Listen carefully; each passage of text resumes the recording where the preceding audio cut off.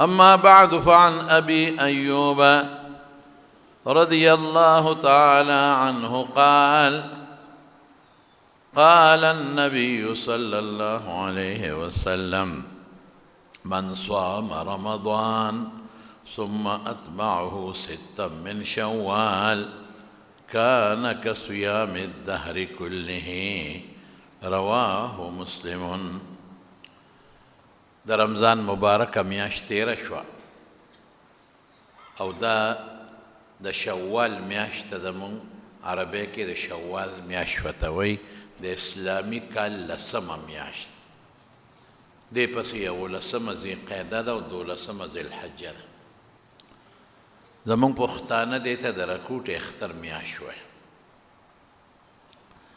دې میاشت کې یو څو څیزونه دي د مسلمان دپاره، 2 غټ دي او څه داسې واړم دي. غټ خو 2 دي، د یو ذکر درته نن کوم، د بل برته انشاءالله په آینده جمعه کې وکړو.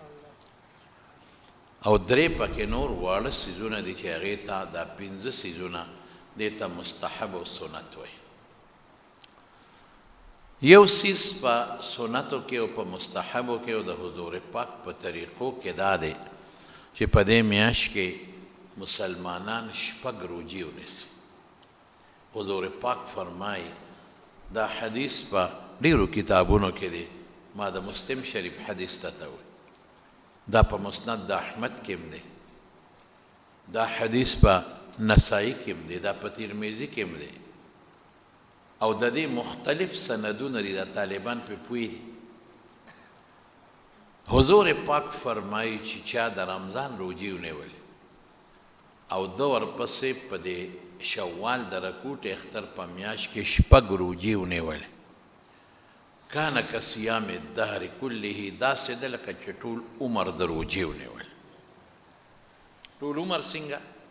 یو بل حدیث کې داسې راځي، من صام رمضان و6 من شوال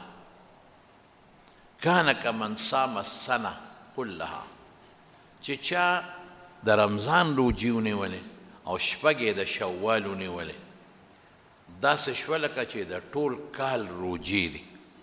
ګوره هلته زمانه راغله او دلته کال راغی، نو اسانه خبره ده چې یو سړی د رمضان روجې ونیسي 10 6 دا شوې، نو 10 او 6 10 شوې. نو قرآن شریف کې الله فرمایي چې حسنه ب10 امثالها والسیئة لا یجزا الا مثلها، چې نیکی یو پلسته او ګناه چې دا یو په یو ده. ګورې د الله انصاف ته ګوره، په کار خدا و چې نیکی یو پلس وي نو چې ګناه هم یو پلس وي، یا چې ګناه یو په یو وي نو چې نیکي هم یو په یو. نه دا خدای رحم چې حسنه ب10 امثالها دا یو پلس ده. څوک چې نیکي کوي نو الله د هغې 10 چنده ثواب ورکوي او دا 10 چنده ثواب یې لاندې مرتبه ده. یو بل حدیث کې راځي، حضور پاک قرآن شریف کې الله ارشاد فرمایي، مثل الذین ينفقون اموالهم فی سبیل الله كمثل حبة أنبتت 7 سنابل في كل سنبلة 100 حبة والله يضاعف لمن يشاء. د دې آیت مسله به وباسو مونږ علما ترې وباسې ده چې یو نیکي یو په 200 یا د هغې نه زیات هم چې د خدای خوښه شي، والله یضاعف لمن یشاء، نو الله د هغې نه زیات هم ورکوي. یعنی تا یو نیکي وکړه 700 200 او د هغې نه زیات بدل دله خدای درکوي. حتی کې حضرت داود علیه السلام متعلق حضور پاک فرمایي کانا اعبد البشر، دی په ټولو بندګانو کې ډېر عبادت ګزار، د هر چا د عبادت یو خپله طریقه، ډېرې جړاګانې الله ته کړي. نو هغه یو ځل الله نه سوال وکړي، خدای ما ته د قیامت د ورځې چې د حساب کتاب تله د هغه راته وښایه. نو چې الله ورته هغه تله وښوله نو دی بېهوشه پرېوت. او چې په هوش کې راغی نو ژړلې وایي خدایه دا خو دومره غټه ده چې که دا اوه اسمانونه او دا ځمکې پکې ورواچې په یو رکوټې ګوټ کې به یې ځای شي نو خدای زما په عمل به څنګه ډکېږي دا خو ډېره غټه ده د دې خو داسې مثال دی لکه چې غټه تلې نن سبا بعضې تلې غټې غټې او سړی په دې غټه تله کې یو رکوټې غوندې د چڼې یو دانه ور واچي خلک به خاندي به پورې یا یو غټه تلی او په هغې کې ته د مسورو یو دانه ور واچوې نو خلک به خاندي چېرې وره دا خو دا مسورو دانې باندې ردې څه پته لګېږي نو هغه ژړل خدای ته چې خدایه زما ګور څونه عبادت ګزار دی او ژاړي چې الله دا زما په عمل به څنګه کېږي دې سره به څه کوو دا خو د اوه اسمانونو اوه ځمکې چې واچې په یو رکوټي ګوټ کې ځایږي رب العالمین وفرمایل ای داوده چې زه غواړم په یو کجوره م ډکولی شم وزن پکې خدای پیدا کی مثال به درکمه مالوچ دی او بوستی ډمبر یې زیات دی خو وزن یې کم دی او سره زر دی اوسپنه ده هغې ډمبر کم دی خو وزن یې زیات دی یو خوا یو پڼ مالوچ واچوه بل خوا دومره په لاس کې یو رکوټې غوندې کاڼې واچوه د 3 کیلو د 5 کیلو اپې درون راځي عمل کې وزن خدای پاک پیدا کوي یو حدیث کې راځي چې الله وغواړي یوه کجوره د احد د غر عمره غټه کې او په تله کې ور واچوي دا د خدای رحم دی زما وروڼو ګورئ ما تاسو ته مخکې ویلي اوس هم درته وایم الله وایي ما یفعل الله تاسو په عذاب زه څه کومه ما تاسو عذاب له پیدا کړی لږ الله راضي کې الله په دې نفلو ډېر خوشحالېږي فرض خو هسې در باندې پورې دی خو به خامخا کې په دې نفلو کې حکمت څه دی هر فرض عبادت سره ګورې نفل شته نفل معنی زیاتي مونځ زیاتي مونځ ورسره هر عبادت سره د سار مونځ دی مخکې ورسره 2 رکاته زیاتي مونځ دی سنت ورته وایي موکد د ماسپښین مونځ دی مخکې مو ورسره دی وروستو مخکې 4 وروستو 2 رکاته د مازدیګر مونځ دی مخکې 4 رکاته نفل د ماښام مونځ دی وروستو 2 رکاته سنت موکده دا هم زیاتي مونځ دی د فرضونه ورسره نفل د ماسخوتن د هغې نه پس داسې دې کې څه حکمتي یا الله دا فرض دا خو تا په ما مقرر کړي دا خو به خامخا کوم چې ونه کم نو پردې قرض به خامخا ورکې لیکن الله دا زیاتي م ورسره کوم چې ته پې خوشحاله شي الله چې ته ده ونه وی چې دا خو په ده فرض و اوړې نو خو بس قرض و خامخا به مې ترې غوښته وې کراله نه الله قرض دی خامخا به کوم خو زه تا خوشحاله ما دې له وکړل چې ته خوشحاله شي ورسره زیاتي م چې حضور پاک کړي دی هغه م ورسره کوم نو الله ډېر زیات خوشحالي ته دې طالبانو ته ویم د فرضو داسې مثال دی لکه سړی یو کوټه او بلډینګ جوړ کړي او د دې نفلي عبادت داسې مثال دی لکه دغه کوټې له پلستر ورکې هغې له رنګونه ورکې هغې کې ټیلونه ولګې هغې کې لاندې کارپټې ولګې هغې کې بره دا خلک سیلینګ وغیره دا ولګئ هغې کې فټینګونه او هغې کې پکې او ایسیګان ولګې نو دا کوټه او دا کور پې نورم خشته شو قیمتي شو ډولې شو تش کنډر چې پلسترې ملسترې نه دونه قیمتي نه خو چې دا پلسترې ملسترې ولو کې دا ډېر قیمتي شو ښځی چې کومه د هغې خپل رنګ دی هغه خپل دی خو چې دا کله ودیږي ځان ډولې کوي امینه دا تجربه خو ستا ډېره چې ځان ډولې کوي نو بیا هغه په ځان څونه رنګونه څونه جامې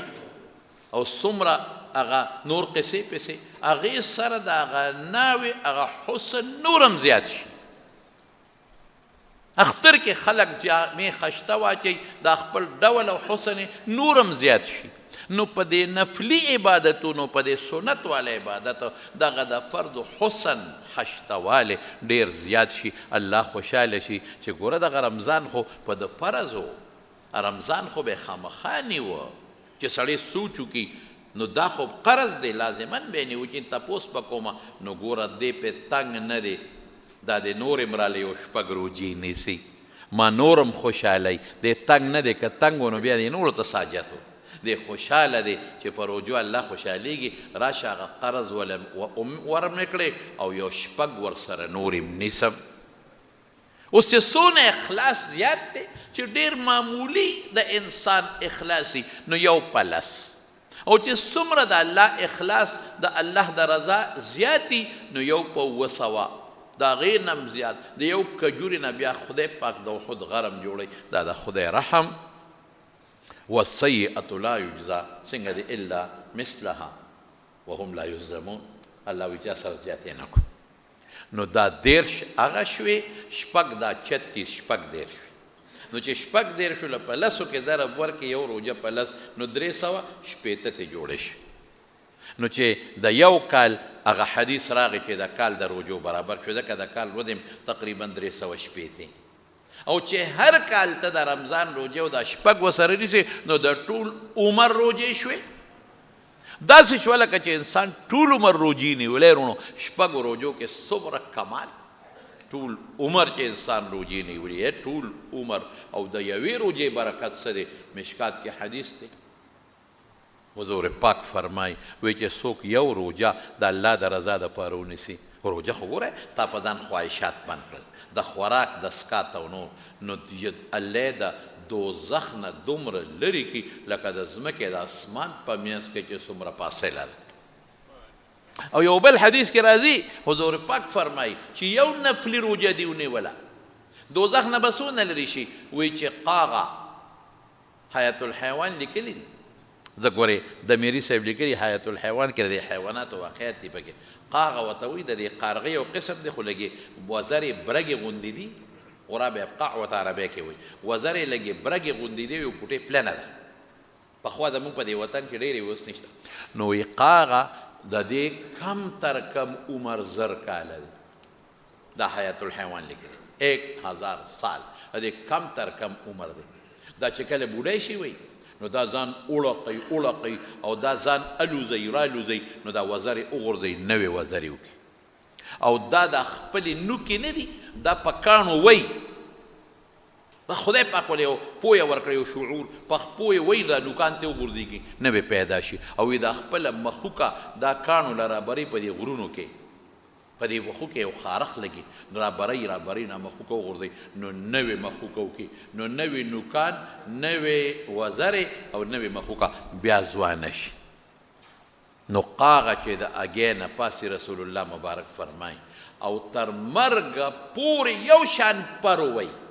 او حضور پاک فرمایي چې داسې پر وی چې دا پکې نه ستړي کېږي نه ډوډۍ ته نه خوراک ته نه سکاک ته ښکته کېږي. دا به څونه پر وی په 1000 کالې مثلا واچوه وی دومره به په یو روژه الله انسان د دوزخ نه لرې کړي. نو چې ستا ټول عمر روژې وي د دوزخ نه به څونه لرې شي. مطلب دا چې د دې روژو په برکت خدای تا د دوزخ نه لرې کوي. زموږ د دې دین په کتابونو کې یو لوی عالم تیر شوی دی سفیان ابن سعید ابن مسروق ثوری. دا ډېر لوی سړی تیر شوی ډېر لوی سړی دی په تبع تابعینو کې اتباع التابعین هغه خلک دي چې چا تابعی لیدي وي هغه سره د اسلام په حالت کې ملاقات شوي او تابعی هغې ته وي چې صحابو سره د اسلام په حالت کې ملاقات شوي او صحابي هغې ته وي چې حضور پاک سره د اسلام په حالت کې ملاقات شوي. یعنی په حضور پاک ته نږدې زمانه کې تیر شوی ډېر لوی عالم و صاحب. دته زمونږ په کتابونو کې امیر المؤمنین فی الحدیث وی د احادیثو بادشاه لوی مقام عبادت گزار د خپل زمانه مجتهد احمد ابن حنبل لیکلی دي چې کانه مجتهدا دی د خپل زمانه مجتهد لکه امام ابو حنیفه امام شافعی چې څنګه دي خو مذهب بس مشهور شوی نه. دا زمونږ ترمذی کې راځي کنه و به یقول سفیان دا د هغه رایه ده. ډېر لوی سړی اوسه لوی عبادت گزار دومره عبادت گزار و دومره چې هغه زمانه کې یو بادشاه سلیمان ابن عبدالملک ابن مروان د هغه بس خوښ شو ورته یې پرېوته. هغه بادشاهان به لږ ظالمان وو. هغه د سفیان ثوري ته وی روزانه به تاله نوې جوړه درکو طبعا غوندې بادشاه حکم وی صاحب زه به څه کوم په دې جوړه وی چې پرون مې درکړې د خیرات کوه خو روزانه نوې جوړه هغه جوړې به څه وی حله هغه به صادرو د کمیس په ځای. اوس خو کمیسونه دي پخوا هم دغه جامې وې حضور پاک هم دغه اچول لکه سړی چې عمرې له ځي او حج له ځي او څنګه احرام تړي د کمیس په ځای به صادر او د پرتوک په ځای به صادر. نو چې بادشاه صادرونه درکوي نو هغه د مړي د کفن صادر نی بیا قیمتي. نو روزانه به سړی راته قیمتي 2 څادرې به یې ورکولې، یعنې 1 جوړه به یې ورکوله، او ده به څه چل کو، ده به هغه زړه جوړه راواخېسته طالبانو له به ورکړه. مې طالبانو پکې مزې وې. نن یو له سبا بل له، یعنې په کال کې څونه شوی لکه 360 یا 365 360 جوړې 315 جوړې مثلا دا به بادشاه ورکولې. په دغه خوښ شوی عبادت ګزار عالم. عالمانو سره مینه چې څوک کوي او چاته پته ولګي چې دا عالم په مینه کې کم خیر او کم برکت دی، بیا به بل چا سره مینه نه کوي. دومره عالم سره مینه د څه د وجې خلک کوي چې دی د الله د دین د قرآن او د سنت خدمت کوي. نو چې سړی د عالم سره په دې مینه کوي، په دې نه چې زما جنازې له به راځي، په دې نه چې زما تپوس پوښتنه به کوي، دا خو بیا د دنیا دپاره خبره شوه، په دې چې دی د الله د دین خدمت کوي، ځکه ورسره مینه کوم، دی د قرآن خدمت کوي، دی د پیغمبر د حدیثو خدمت کوي، دی د هغه علمونو خدمت کوي چې خلک په قرآن او سنت پېژني. رښتیا ووایه دا د چا سره مینه شو؟ د قرآن سره، د حدیثو سره، او د قرآن او د سنت سره مینه چا سره مینه ده؟ الله او رسول سره. چې چا کې عقلي، چا کې پوهې، د علماو مینه به کوي، محبت به ساتي، نیت به یې دی چې الله دا ما ته چې څه عقیده، دا کم عمل، دا کم اخلاق، دا کم منځ، دا روجې او دا هر څه ښیي، خو دا ملا صاحب یې ښیي. خدای دې زما او ستا په منځ کې لاره جوړوي، لاره راته لنډوي، نو الله به خوشحاله شي. نو بادشاه سلیمان ابن عبدالملک هغه ورته دا جوړې مقرر، سړی نیک سړی، بزرگ سړی او د پیغمبر مبارک د حدیثو خدمت گزارو. یو لوی کتاب یې د مسند د سفیان ثوری، اوس په خلکو پی ایچ ډي هم کړې ده چې د سفیان ثوری چې څومره روایات دي او د خپلو استادانو نه اورېدلي دي او را نقل کړي دي، هغه ځان له په خلکو په هغې باندې د حدیثو خپل اقسام دي په مختلفو اقسامو کې لیکلي. لوی عالم صاحب یو عالم دی عبدالله ابن مبارک، دا د شاګرد دی، هغه هم امیر المؤمنین فی الحدیث د حدیثو بادشاه. غالبا ما ته ډېره موده شوه، موسیر دي چې غالبا د سیر اعلام نوبلا کې شته یا بل کتاب کې وی، خو ما نه هیر دی، خو خیر ما سره شته، ما په خپل کتاب کې یو ځای کې حواله لیکلې. هغه وی عبدالله ابن مبارک وی سفیان ثوری مې په خوب کې ولید، او څنګه مې ولید؟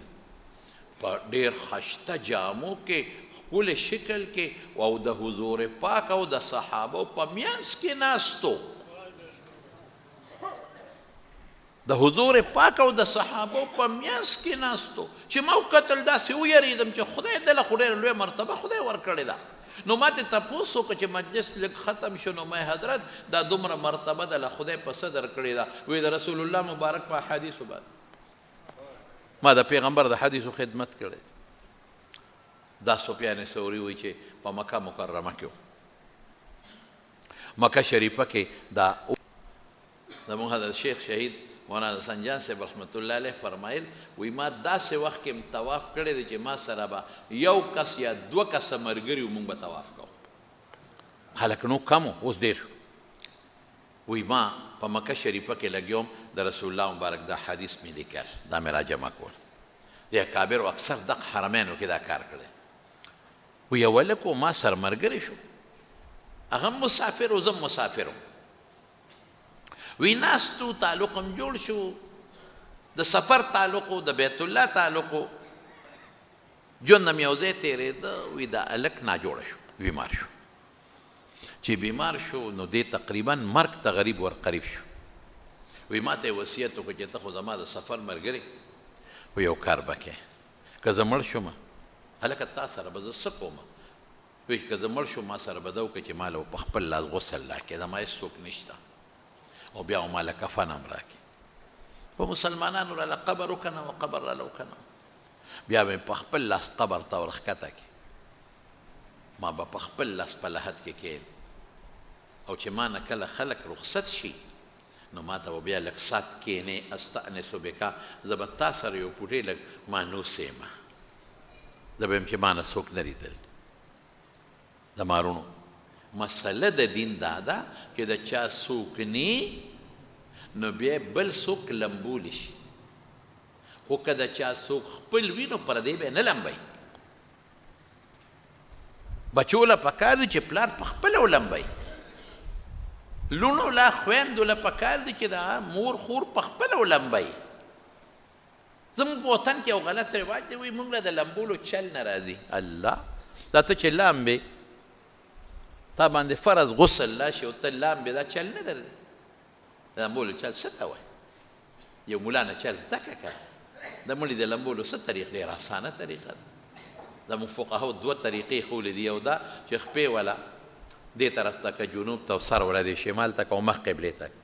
او بله طریقه چې هغه راجحه ده ښه ده ادا چې خپې والا قبلې ته که سر والا نور خواته ته که او سر والا لږ راوچت که دا چل شو لاس ته ګوتی خلک جوړې کړي ګوتی لاس ته واچوي لاول په لوټه یا په کاغذ ټیشو پیپر په هغې والا استنجا وکړه او بیا په اوبو والا استنجا وکړه خبره خلاصه شو نرمه استنجا بیا هغه څیزونه لر که په عورت به ولا په ښکاره کې نه په عورت د پاسه ولا یو څادر واچو یو شی اکثر لمدېدو سره بیا د اندامونه ښکاري د پاسه پې خلک لږ مالوچ خواره کړي چې هغه اندامونه نه ښکاري د هغې لاندې کار کوه بیا څه چل وکړه بیا ولا چارهدام وکړه معمولي نرمه ګوته ولا په خوله کې ووهمه لږې اوبه بیا پوزه کې بیا مخ بیا ښی لاس بیا ګس لاس بیا خپې هغه د سر مسه پکې وکړي د هغې نه پس به وله سر ووینځې یو ځل ولا سر ووینځه مزېداره بیا دوباره ولا په سر اوبه واچوه بیا درې باله اوبه واچوه بهتره طریقه خو دا ده چې د بیرې پاڼې دا سنت دي دا راواله اوبو کې لږ وخوټ کوه خو زموږ خلک هغه طریقه نن سبا نه استعمالوي نو په صابون انځي یو ځل خالصې اوبه واچوه یو ځل ورباندې دا صابون ومږه بیا ته هغه صابون بوزه او کافور چې دي کافور دا زموږ په وطن کې د کافور ګولی دا نه دي کافور د کیمانو سره میلاویږي نو که په اوبو کې د کافور واچو لرې په اخره کې واچول هم ښه ده او که اصلې پې کافور ومږل هم ښه ده بیا ښې طرف بیا ګس طرف دغه طریقه دې کې څه ورڅه دي یو سړي ما ډېر تپوس کوي دا به څنګه لامبوم څنګه لامبوم مې اوچتې کو په دریاب کې ومنډه او بیا راوباسه دا لامبول شو سړي څه لامبول څه ته وایي ته څنګه لامبې دا څه دونه ګران کار هلکه وایي مړې لمبه ورېږه ښه ترور خاون مې پاتې دی ورېږه ماما پاتې دی ورېږه پلانکې پاتې دی وروسته ته به وایې ګنې خدای پاکه جوار په دغه ټکوي او خلک وله راغونډوي دنیا راغونډه کوي بیا خفه کېږي الله دلته مړې لمبۍ دلته دنیا ولاړه د ګیر چاپېره ته به یې په پالنګ یې خېجئ او وادې دی ته ولې خپل د مړي اندامونه خلکو ته ښیې هیرونو زموږ کتابونه لیکي چې په دې خېټه به وله داسې نرم لاس راکاږي ممکن ده چې د ده نه څه اودسماتې وځي نو بیا به یې دوباره نه لامبې بس هغه اودسماتې وله وینځه نو قسم دې بیا ګورې ما اورېدلي د بعضې خلکو نه چې د مړي بد وایي شونډې داسې وې او سترګې داسې وې او په وجود یې ویښته وو او پلان او ډینګه خوا دې خوا نو د خپلو مشرانو حیا خلکو ته مالې قسم دې ما خپل نیکه زمونږ په درې ورونو لامبولی بس مولانا اکبر جان صاحب رحمت الله علیه شیخ صاحب والد صاحب هغه راته ناست و مشرو هغه خپله تمنا وکړي بچې زه به راته کښېنم په کرسۍ مې کښېنولو مې ته ګوره چې سنتو مطابق که ټیک کوو یو اقبال حسین حاجي صاحب و خدای پاک دې وبخي د هغه یو خاص مریدم و دوست یم هغه به راله اوبه راوړي بس خبره خلاصه هېڅوک هم خبر نه شو هغې زما والد صاحب خورئ مې و دا خپل لوڼه په خپله مو لمبه دقه رنګې زما وروڼو زنانه ده ګورې د دنیا ښځې راغونډې شي ټول وجود د زنانه عورت دی دا ګناه ده مه کوئ د شریعت مطابق کار کوي د شریعت مطابق او بیا مې لا دا م اورېدلي دي چې دا کم ځای کې مړې ولمبئ هغه د تختې ځای نو څلوېښت ورځې پکې ډیوه بلی اوس شکر دا رواج ختم شو پخوا دا و مشرانو نه تپوس وکړې پخوا و دا رواج ډیوه لکه دا ډیوه ولې بلی وایي دا مړې دلته راځي چې درزو نه خوري خدایا په دا لاره چې روانې هلته تیندکونه خوري های خدایا که مړې روح راځي وي که دا روح په جنت کې د دې خدای واده دی چې تورنګزو ته راځي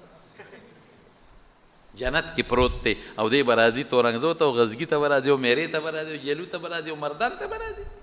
جنت کې پروت دی او که دی په دوزخ کې پروت دی او کوته کې ورته نیولی دی والله که قدم هم ترې والي دی به راځي دغه ځای له روح راځي دا د ښځو ځان له قصې پیسې جوړې کړي دي او څلوېښت ورځې به وروره وایي جامې مینځې چې مړی وشي وره وایي دا بیا فقیري راځي خدای دې ښه که خدای راته هدایت وکړه دا قصې پیسې ټول رواجونه دي د شریعت خلاف دا څیزونه مه کوئ هغه کار وکړئ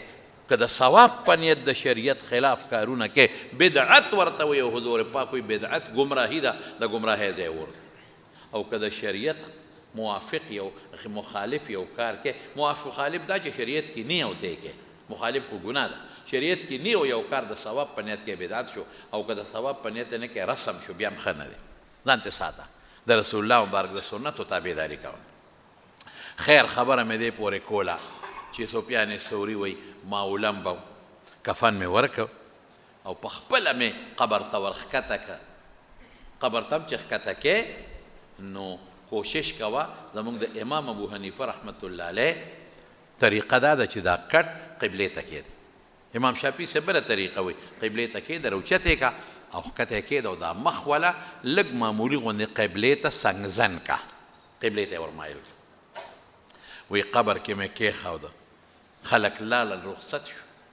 نبی علیه السلام ګورې دا هم فرمایي زمونږ رواجونه شروع شو چې مړی کله ښخ کې نو چې د قبر د جوړېدو پورې د سره ایثار شه چا چې جنازه وکړه واپس شو یو قیرات ثواب یې وګټه چا جنازه وکړه تر دفنه پورې ایثار شو 2 قیراته ثواب او قیرات څومره د حضور پاک فرمایي د احد دغه عمره نن سبا خو مسله ده که نه چې جنازه څنګه وکړي د مړي وارث د مړي زوی څوک پرېږدي نه دوا به وکړو هلکه جنازه کې دا دوا دې ونه کړه دا څه شو اللهم اغفر لحینا ومدا دوا وکړه هغه ته بیا ویل دوا به وکړو هغه غریب اخوا مخې مټ نه راکاږي دوا به وکړو دا هغه اخوا مخې بلې شا نه راکاږي دوا به وکړو دوا نه کوي ځان نه ماچي مچان شړي دا خو تا دوا ونه کړه هغه غریب پرېږده چې پلار کته کي هغه پرېږده چې پلار دفن کي دا ځان ورته ښیي چې زه راغلی یم هر شی زمونږ د ریا نه ډک شو دا مه کوئ داسې شریعت مطابق کار کوئ نو وی ما دې ښخ که او دفن مې که خاورې پرې واچولې د ده د وصیت مطابق سفیان ثوري رحمت الله علیه فرمایي زه ورته لږ ساعت کېناستم خلک لاړل ولې کېنه دی وی ما نه به تپوس کېږي په قبر کې او ډېر ګران کار دی یقین په خدای وکړه چې سړی وایي چې دا زه کوم وخت کې مرمه او زما نه دا ساه خیږي او دا بچي رانه پاتې کېږي او دا کور ته ګورم او ځان له مې جوړ کړی دی چې دا به څنګه حالت وي ساه چې د انسان نه ووته او مړ شو په هغه کور واپس بیا نه راځي زما والد صاحب چې کوم وخت کې د هغه جنازه مونږ وړله اوچته م کړه او په دروازه مونږ جنازه ایستله نو بې اختیاره زما د خولې نه یو ټکې ووت اوس مې یاد بې اختیاره په قصد نه ما وی والد صاحب مې دا کور جوړ کړی او نن په دې دروازه ووت باس د اخیري وتل دی واپس په دې دروازه بیا نه راځي ځان له دې بنګله جوړه کړه خو چې په د مړي په کټ کې دی ووتې بیا نشي راتلی ځان له دې ښکلې کوټه جوړه کړې ده ځان له دې پالنګ پکې اچولې ځان له دې ایسي لګولې دي خو چې کله مړ شوې او د هغې نه ووتې دې کور ته واپس نشي راتلی ختم ډېر ګران کار دی زما ورور 2 څیزونه ذهن کې واچوئ دا د حضور پاک وینا ده 2 څیزونه یو دا چې د خدای نه یره چې الله ما سره به ته څه کوې ما څه عمل کړی دی دا عمل ستا د شان مناسب به وي او که به نه دا به ته قبول کړې او که به قبول نه کړې ما د دنیا ګناهونه کړي دي خدایه ته به راسره څه کوې یو دا دویم د خدای نه به امیدم ساتې چې الله زه دې پیدا کړم مسلمان د مسلمان مور او پلار نه په مسلمان کور کې دې پیدا کړم دا رحم دې وکړه الله رحم به کوې که خیر انشاءالله دا 2 څیزونه رسول الله صلی الله علیه وسلم د یو صحابي تپوس د مشکات کې شته هغه بیمار ورته وی هلکه لکې دې څه دي هغه ورته وی د الله رسوله د خدای نه یریږم هم ډېر. اور صحابي چې الله به راسره څه کوي.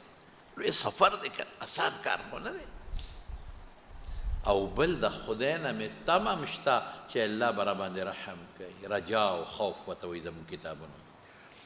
د دواړو جهانو سردار وفرمایل چې دې وخت کې د چا پړه کې دا دوه صفته رالل نو چې دا د څه نه یریږي د هغې نه به یې خدای وساتي او چې د کوم څیز امید ساتي هغه به وله خدای ورکړي. او یو حدیث کې راځي چې د مرګ په وخت کې یو سړی دا سوچ دی وکړي په الله دې ښه ګومان کوي د مرګ په وخت کې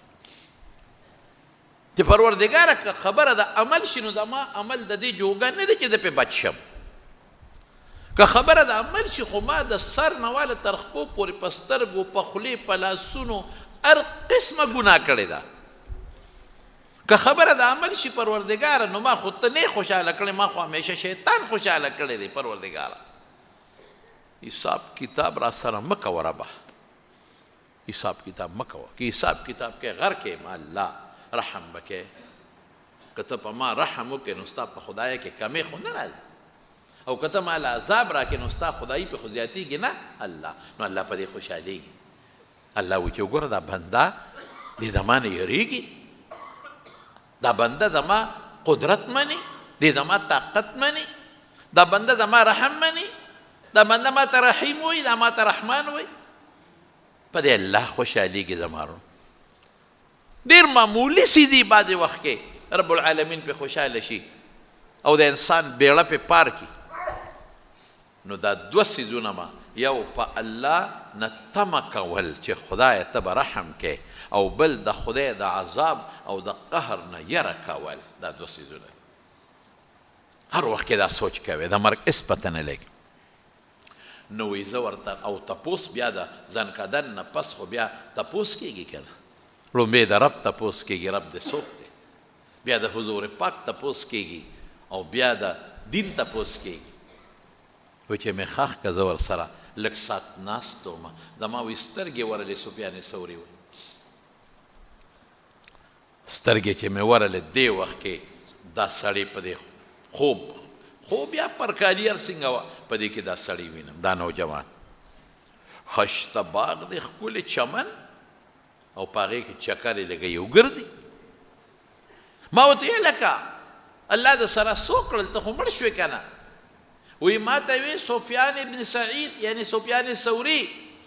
ځکه ته ځې نو زه ستا ناستې ته مې جت نشته. ما له خدای دا جنت راکړه. د جنت دې باغ کې چکر یې لګوم ما له خدای جنت راکړه. مې په کوم عمل یو عمل راته داسې وښایه که درته یاد چې دې م کومه. وی ما د حضور پاک پر یو حدیث عمل کړی دی چې کله نه مې د رمضان روجې نیولې دي ورپسې مې د رکوټ اختر په میاشت کې 6 روجې نیولې دي. او چې څنګه تاسو زه کېښودم او فرشتو رانه سوال جواب تپوسونه وکړل نو دقه یې راته ووایي چې دغه عمل چې تا د 6 روجې د رکوټ اختر د رمضان د روجو نه پس نیولې دي نو په دې الله وبخلې او ځنې جنت ته. ګوره دا ولې یو ورځ یو ګینټه چې یو سړی دلته خاموش ناست دي 2 ګینټې ناست یم چې ډوډۍ نه خورم چې الله خو ته چې سهار نه پېشمني نه واله ماښامه پورې د خواهشاتو دنیا کې چې دا خلک منډې ویسلی وي د 3 څیزونو لپاره د خوراک دپاره د څښاک دپاره او د نفساني خواهشاتو دپاره دا 3 واړه دی دا 6 ګنټې د 7 د 8 هر څومره چې ټیم دی دا یې د الله دپاره قربان کړ نو الله به نه خوشحالېږي. د دې روجو د مارونو ډېر لوی فضیلت دی ډېره لویه بهتري ده. زموږ امام دا به څنګه اوس نیسي زموږ امام شافعي رحمت الله علیه د اختر په لومبۍ ورځ روژه نیول منع دي. دا ممنوع دي نه به نیسي د رکوټ اختر لومبۍ ورځ په 2مه 3مه د رکوټ اختر بیا نیوی شي. امام شافعي رحمت الله علیه خو دا وایي چې بس په 2مه 3مه یا د هغې اختر د ورځو نه پس په پرلپسې غونډې ونیسه.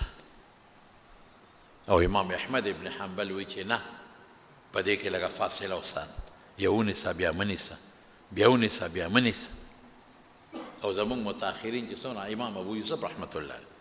دا هغه قول دی مولا علی قاري مرقات کې لیکلی او بدایع کې هم شته بدایع صنایع د علامه کاساني کتاب امام ابو حنیفه رحمت الله علیه یو قول پکې لږ داسې د ناغوره راغلی دی مکروه ورته وایي یعنی خو هغې کې علماو د هغې یو تاویل کوي هغه دا چې د اختر لومبی ورځ نیسي ورسره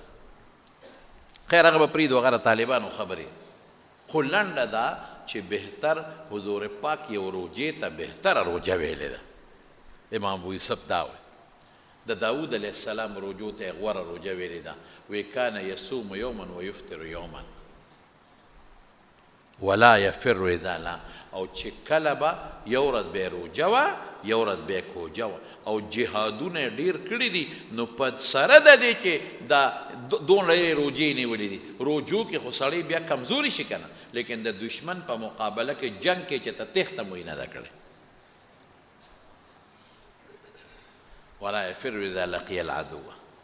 میدان د جهاد د تلې تېښته یې نه ده کړې ولې هلکه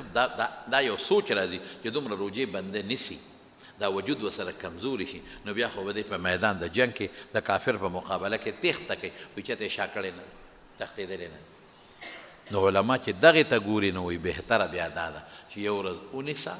یو ورځ مه نیسه بیا یو ورځ ونیسه یو ورځ مه نیسه دا غوره دي نور که څوک کې غونډې نیسي شپه خو د اختر په لومبی ورځ نه هم ښه خبره که په یو سړي قضا روجې پورې وي قضا به مخکې کوي قضا به دې کې نه حسابوي خو در باندې فرض دی خو لازم دی او دا خو نفل دی زیاتي روجې دي یا یو زنانه ده مثلا او هغې په رمضان کې شپږ یو ورځې هغه خپلې زنانه روجه نه نیسي د بیمارۍ د وجه زنانه خپله بیماري وي او د هغې نه پس په شوال کې بهتره دا ده چې لاول هغه خپلې قضا روجې ونیسي او د هغې نه پس دا روجې ونیسي او که زنانه وایي چې نه زه خو لږه کمزوری یم زه خو ټولې نشم نیولی یا به دا قضا نو خیر دی بیا اجازت شته بیا د شوال دا روجې دې ونیسي ځکه دا په بله میاشت کې د دې میاشت هم دا ده او هغه چې کومې خپلې روجې دي هغه دې بیا وروسته ونیسي عایشه صدیقه فرمایي وی ما به د رمضان روجې په شعبان کې نیولې چې ما نه به کمې پاتې شوې وي د رمضان نه لږ مخکې دا ولې وی ما وی هسې نه چې زما روجې او د حضور پاک چېرته ضرورت راشي حاجت یې پېښ شي او زه روژهداره نه وی دومره مینه وه د حضور پاک سره نو ما به د حضور پاک د مخه دا روجې دا قضا دا به شو قدر ته رستو کولې بیا خو رمضان میاشت راځي نو راشه پوره نو بهتره دا ده چې انسان لاول هغه خپلې قضا روجې ونیسي بیا ده ونیسي که وایي چې نه زه ټولې دې نشم نیوي کمزورې نو بیا دې دا ونیسي دا د شوال ځکه د دې میاشت ده او هغه قضا دې خیر دې وروستو کړي نیت وله دقه کوه پړه کې چې الله دا د رسول الله صلی الله علیه وسلم وینا ده دې دپاره یې نیسم د رمضان مې مونیولې او دا م نیسمه چې الله ماله د ټول کال او د ټول عمر د روجو ثواب راکړي او دا پړه کې راواله په خولې کې نه وی پړه کې دا راواله چې الله دغه روجې خو به ما لازمې وی خو به مې خامخا نیولې پښتانه وایي که نه وي که پلار دې مرینو کوې وی خامخا به یې کوې خو خامخا په ما لازمې وي خو الله زه پې تنګ نه یم نور یم دله نیسم که دا نم نیسم ته پې ما نیسې نه زیاتي نفل عبادت دی خو خدای زه تا خوشحالوم الله به ډېر زیات خوشحاله دا شپږ روجې که خیر انشاءالله تاسو ته هم ویم که چا نی نیولې نو شروع پې وکړئ که خیر انشاءالله العزیز او یو کار وکړئ زنانو ته دا زما دا خبرې ور ورسوئ زنانه تکړه دي په عبادت کې سړي دومره تکړه نه دي او زنانه په عبادت کې ډېر زیات تکړه دي نو زنانو ته مو رسوئ چې ستا په وجه یو مسلمان دا روجې ونیولې هغه له به خدای پاک چې کم ثواب ورکوي د هغه به نه کمیږي او د هغې برابر اجر او ثواب به دله خدای پاک درکړي نو دا شپږ روجې دي دا د دې میاشتې په سننو کې دي ما خو تاسو ته چې 15 سیزونه دي په دې میاشت کې بل برته انشاءالله العزیز آینده جمعه کې به هسې به یې راته پوټې غوندې دلته ذکر وکړم ولې چې میاشت په تېرېدو ده دا چې په دې میاشت کې واده کول او نکاح تړل سنت دي واده او نکاح د حضرت عایشه صدیقې رضی الله تعالی عنها نکاح په دې میاشت کې شوې ده او د عایشې صدیقې وادم په دې میاشت کې شوی دی. زما به پخوا دا خیال و زمونږ دا خلک وایي د اخترونو منځ کې نکاح مه کوئ سپیری وایي. دا د ښځو رواج دی، دا یو لوی مصیبت دی. ښځه ځان له یو ټینشن دی، بس اخترونو منځ کې به نکاح نه کوې، که دې وکړه وایي بس غم جوړېږي. ما به دا وی چې بیا حدیثو ته راورسېدم او حدیث ته حضور پاک مې وکتل، وایي مې دا خو اوسنۍ خبره نه ده، دا خو د جاهلیت د حضور پاک د زمانې نه مخکې را روانه خبره ده. عایشه صدیقه فرمایي وی خلک وایي چې د رکوټ اختر په میاشت کې نکاح مه کوه، دا سپیری. وی زما نکاح د حضور پاک سره ده، رکوټ اختر په میاشت کې شوی ده، وی زما نه بختوره ښځه بله کم ده. ته به انشاءالله د هغې د نکاح وغیره واقعات په آینده جمعه کې بیان کړم، خو دې پورې درته وایم که یو سړی او یا بیا څه وایي حضور پاک د شوال په میاشت کې د عایشې سره نکاح ولې کوله؟ دا رسم یې ختمه و، دا رواج یې ختمه و، خو زموږ د مسلمان نه اوس هغه رواج نه ختمېږي.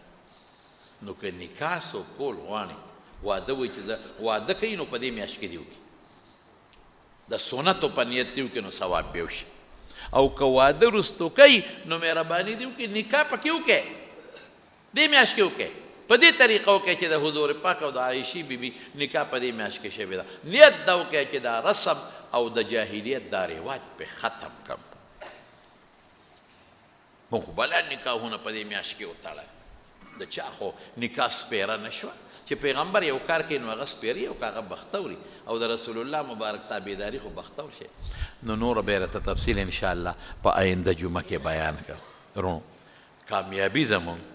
دقه ده چې مونږ د خپلې مبارک پیغمبر د سنتو او د هغې د طریقو د هغې پابندي وکړو. یو خبره به راته بله محکمه ده چې انشاءالله زمونږ په دارالعلوم نعمانیه عثمانزو کې سبا نه داخلې شروع کېږي. زمونږ د یوسف احمد مولوي صاحب چې کومه مدرسه ادارة الحدیث اوړي ګرام والا هغې کې هم سبا شروع کېږي. نو هغې کې به زمونږ طالب علمان څه خو مونږ مدرسو کې دیره کوو او څه طالبان په جوماتونو کې دیره کوي. نو لږ به دا مهرباني کوئ چې د رسول الله مبارک د احادیثو طالبانو له په خپلو جوماتونو کې ځای ورکوئ. ښه دا به نه وایه چېرې دا به څه کېږي او څه کېږي، نه نه، دا د رسول الله مبارک د احادیثو میلمانه دي. که ستا ډوډۍ نوړۍ نیمه یو ډوډۍ وخوري نو خدای به پې دله ډېر لوی اجر درکوي او په رزق کې به خدای برکت پیدا کوي. نو دا خصوصا زموږ د تورنزو، عثمانزو، د دې میرو، د عمرزو، جلوشې د دې علاقې د دوستانو ته دا وایم چې دا اړه مه تنګوئ. بعضې زموږ طالبان دی چې هغوی یو پوټۍ راغوندې چا نه بس په جوماتونو کې تېر کال څه زیاتې کمې شوي هلکان دي که نه،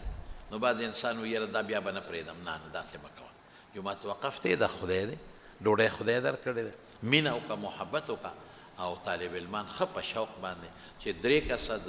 پکې جومات کې راځي 15 پکې دیره کړه، چې 15 راځي 2 پکې دیره کړه، رکاوټ مه جوړېږه.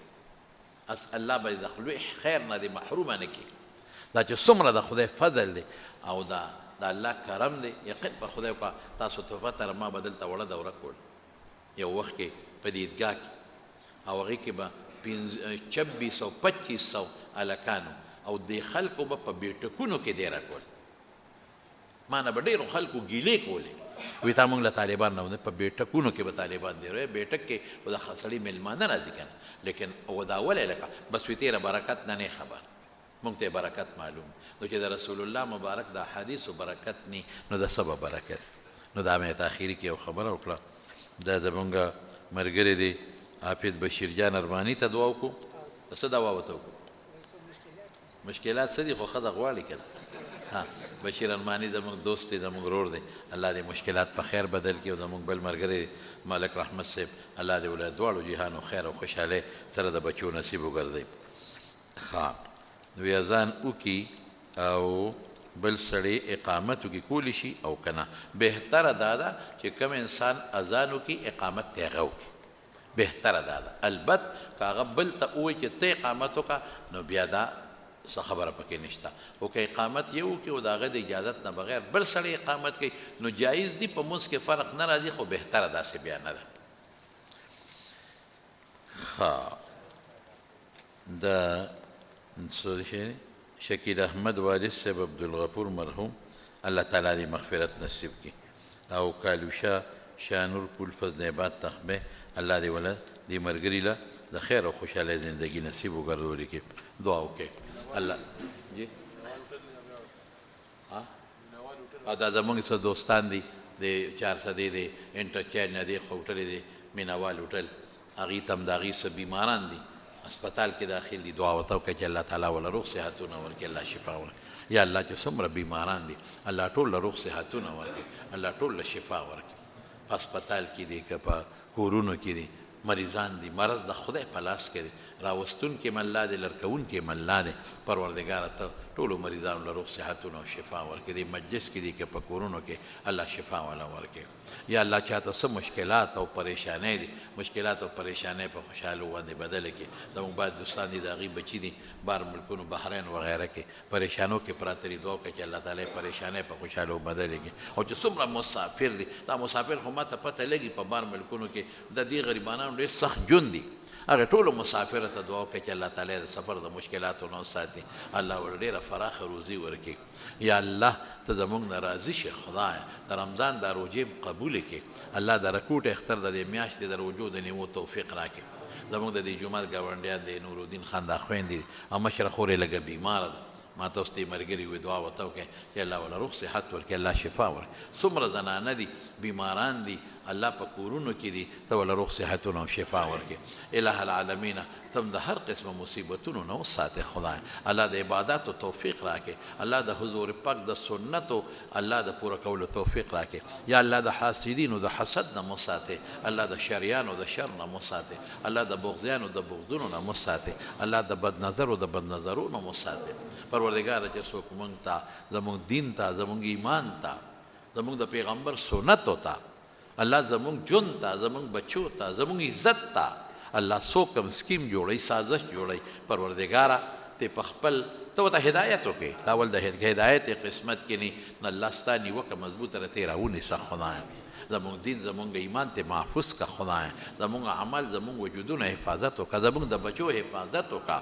زموږ د نیکو اعمالو الله حفاظت وکړه پروردګاره موږ ګناهګار یو ګناهونه معاف کړه الله مونږ ډېر کمزوري یو خدای تا ته هم لاس اوچت کړی دی خدای زموږ ستا د ذات نه بله سره نشته الله ته زموږ مل شه خدای ته زموږ مل شه خدای الله ته زموږ مدد وکړه الله زموږ د بچو مدد وکړه یا پروردګاره چې چاته څه حاجات دي شرعي ولې پوره کړه او چاته څه مشکلات پریشانۍ دي خدای په خوشحالو باندې هغه بدل کړه او د دواړو جهانو خیر او خوشحالۍ زموږ نصیب کړه مسلمان چې کوم ځای کې په تکلیف کې او په فتنه کې او په غم کې پروت دی الله د مسلمانانو حفاظت و مدد نصیب کا وصلی الله تعالی علی خیر خلقه محمد و آله و اصحابه اجمعین برحمتک